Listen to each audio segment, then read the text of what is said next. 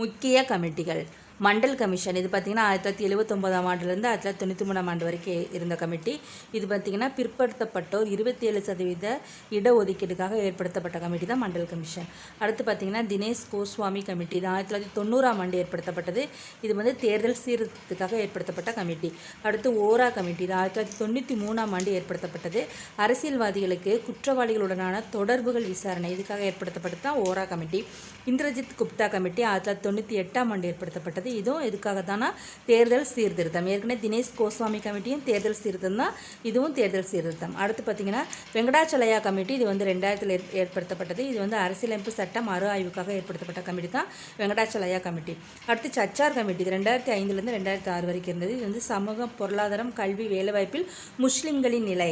அடுத்து பார்த்தீங்கன்னா ரங்கநாத் மிஸ்ரா கமிட்டி 2004 ஏற்படுத்தப்பட்டது. இது வந்து மொழிவாரி மற்றும் மத சிறுபான்மையினர் பிரச்சனைக்காக ஏற்படுத்தப்பட்ட கமிட்டி.